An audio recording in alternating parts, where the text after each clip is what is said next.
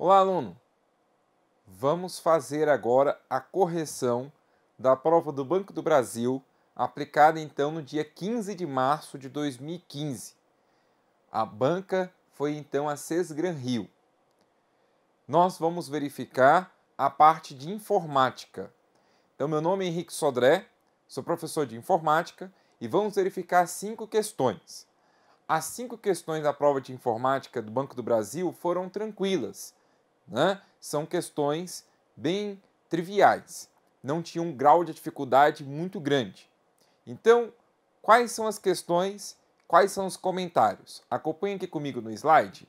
Primeira questão, questão de número 51, tá? Nós estamos olhando o gabarito 1, tá?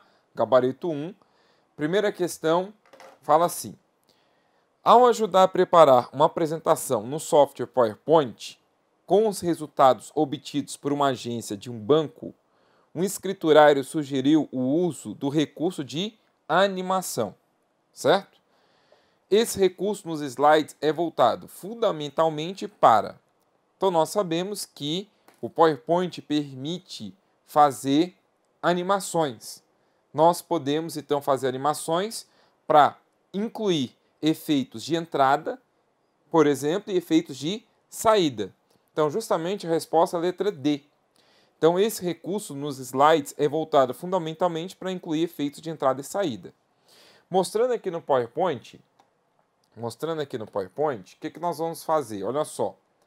Nós temos aqui uma apresentação que nós estamos, produzindo. Aí eu tenho aqui um texto, vamos colocar aqui um texto, e eu quero animar a entrada desse texto, ou a saída.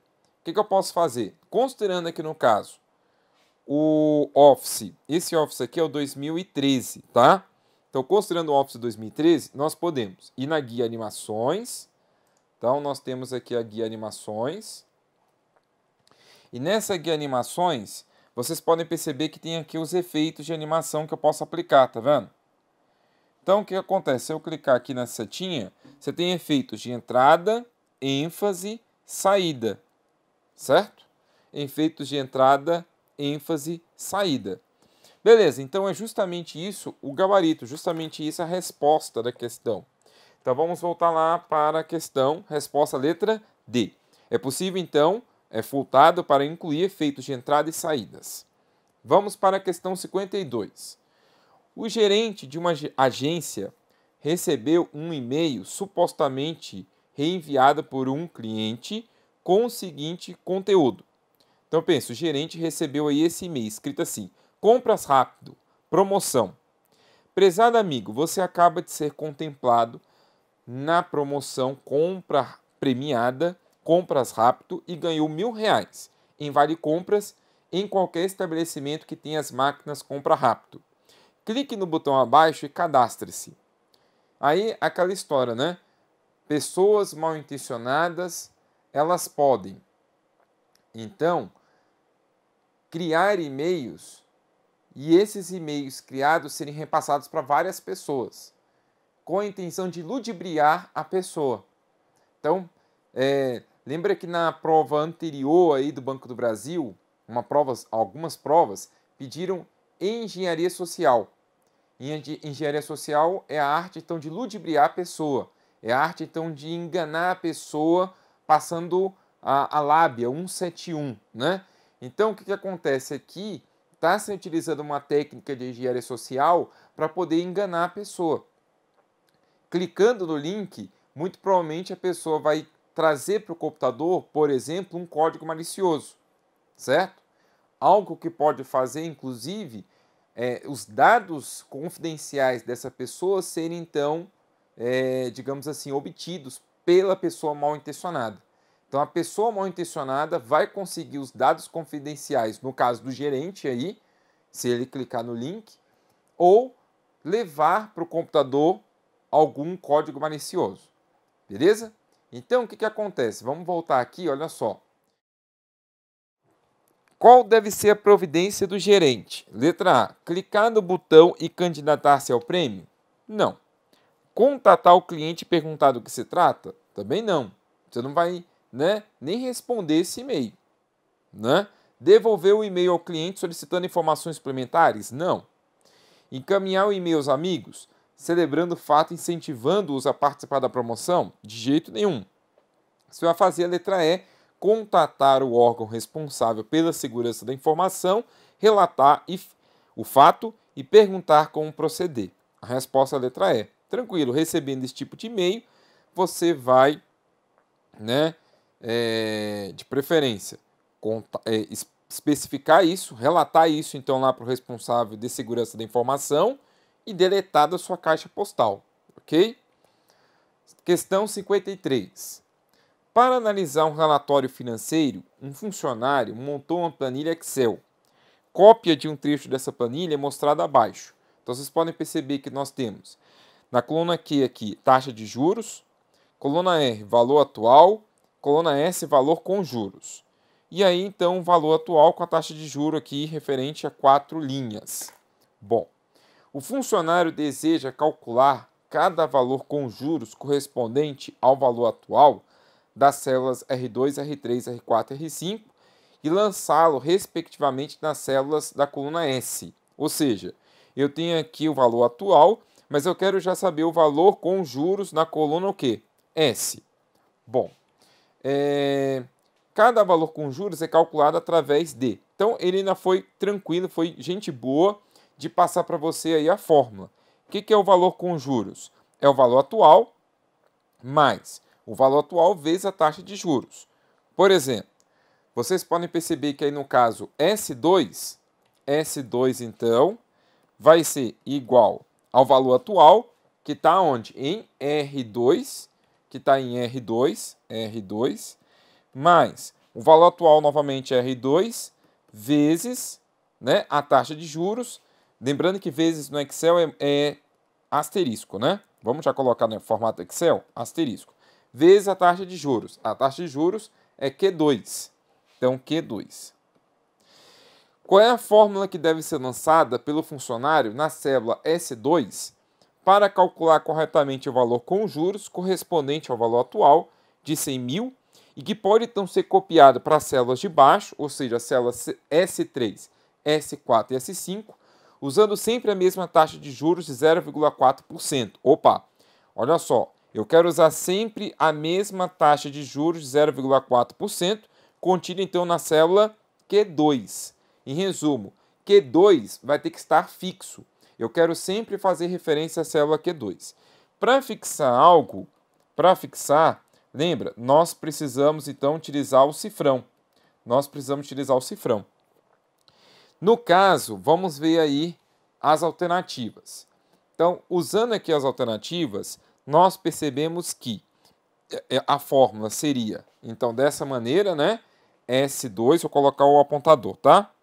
S2 é igual a R2 mais R2 vezes Q2. Vamos escrever isso aqui? Então, ó, nós já sabemos que a fórmula é S2, que vai estar na célula, né? Vai ser, a célula é S2, tá? Igual a R2 mais o quê? R2 vezes Q2. Tranquilo? Mas o que eu tenho que fixar? Eu tenho que fixar a célula que tem os juros. Qual é a célula que tem a taxa de juros? É a célula Q2. Então, no caso, eu poderia fixar as duas, ou seja, que duas? A coluna e a linha. Ou seja, na célula S2, eu vou escrever igual R2 mais R2 vezes cifrão Q, cifrão 2. É uma maneira. Do jeito que está aí, o contexto da questão me permite, por exemplo, fixar somente a linha, no caso 2. Ou seja, uma outra resposta seria igual a R2 mais R2 vezes Q cifrão 2. Porém, para marcar uma alternativa, vocês podem perceber que a alternativa seria a letra D, tá bom? Então, é aquela história que vocês precisam estudar as referências, tá? Estudar esse cifrão. O cifrão impede que haja atualização. Como no enunciado, ele está falando que ele quer usar sempre a mesma taxa de juros de 0,4, justamente contida na célula Q2. Então, na hora de eu copiar e colar, a ideia é que vai estar sempre referenciando o Q2, certinho? Então, a resposta aí é a letra D de dado. Vamos aí para a questão 54. A figura a seguir exibe o conteúdo de uma pasta que reside em um computador no qual está instalada uma versão padrão do Microsoft Windows 7 em português. Bom, vocês podem perceber que nós estamos, então, na unidade C2 pontos. Dentro dessa unidade tem uma pasta chamada arquivos. Temos aqui 5 arquivos. Esse arquivo aqui nos chama a atenção porque começa lá com um til. Então, o próprio Word, ele gera arquivos temporários. No caso, você pode ver que tem um arquivo currículo e tem um temporário dele, certo? Bom, e o que acontece? Vamos dar uma olhadinha aí. Suponha que o usuário tenha selecionado o diálogo opções de pasta e marcado a opção ocultar arquivos protegidos do sistema operacional. Está marcado aqui, ó. Como mostra a figura a seguir, e apertado OK. Qual dos arquivos da pasta C2 pontos arquivos não será mais exibido após o usuário confirmar a sua escolha? Ou seja, após ele confirmar que ele quer ocultar arquivos protegidos pelo sistema operacional, esse arquivo então temporário, esse arquivo da letra A, vai ser então ocultado, não vai ser mais exibido. Tranquilo? Beleza, tranquilo, né? Então esse asterisco, esse til, está indicando aqui um arquivo temporário, no caso gerado aí pelo Word, tá? Bom, vamos aí para a próxima questão, 55. Uma pessoa criou um arquivo com o Microsoft Word e o salvou em uma pasta do sistema de arquivos de uma instalação padrão do Microsoft Windows 7 em português. Posteriormente, essa pessoa posicionou o mouse sobre esse arquivo, fez um clique com o botão direito e selecionou a opção Propriedades. Então, botão direito, abriu o menu, selecionou a opção Propriedades, fazendo com que uma janela contendo as propriedades desse arquivo fosse aberta, como mostra a figura a seguir. Então, tem aqui as propriedades do arquivo discurso.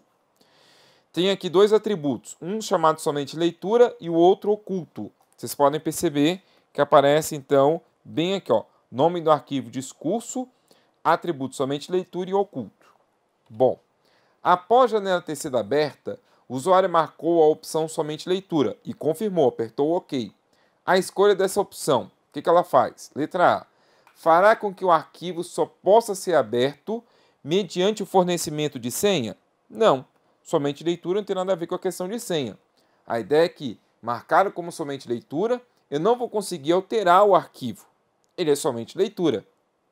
Bom, fará com que o arquivo só possa ser alterado mediante o fornecimento de senha. Não, aqui não está com proteção de senha. É possível fazer isso no Word, por exemplo. Eu salvo um arquivo com proteção de senha para a abertura. Então, eu só consigo abrir o arquivo mediante colocar senha. Mas aqui no caso ele só está marcado como somente leitura, sem a proteção de senha, tá? Letra C. Não impedirá que o arquivo seja enviado para a lixeira. Deletado. Certo, é a resposta da questão. Então, marcado como somente leitura, do jeito que está ali nas propriedades do arquivo, eu estou registrando que é um arquivo somente leitura, ou seja, que não seria possível alteração. Envolve questão de senha? Não. Letra D. Não permitirá que o arquivo seja anexado a um e-mail? Errado. E letra E. Impedirá que o arquivo seja movido para outra pasta do sistema de arquivos? Errado. Também não impede do arquivo ser movido. Só para comentar um detalhe, para a gente acrescentar aqui, por exemplo, vamos abrir o Word. E aqui no Word vocês vão poder perceber o seguinte. Ó, só para mostrar, para acrescentar isso para vocês, se eu abrir aqui o Word e aqui no salvar como, né? Abrir aqui o salvar como, né? Lembrando, tecla de atalho F12, né? Eu posso aqui em ferramentas, opções gerais. Se eu for aqui em ferramentas, opções gerais, perceba que aqui no caso eu estou definindo, podendo definir uma senha de proteção e ou uma senha de gravação. Senha de proteção aqui seria a senha para abrir o arquivo. Então aqui está atrelada a abertura do arquivo com senha. Senha de gravação seria então atrelar a alteração do arquivo com senha. Mas no caso da questão, que está alterando só a propriedade do arquivo, né? Quando ele utiliza essa janela que nós mostramos aqui e marca então como somente leitura, a ideia é que não vai estar atrelada ali uma senha e não vai poder ser feita alteração no arquivo. Então, a resposta letra C. Não impedirá que o arquivo seja enviado para a lixeira. Beleza? Galera, com isso nós vamos finalizar aqui os comentários da prova. A prova estava tranquilo. Bons estudos para vocês.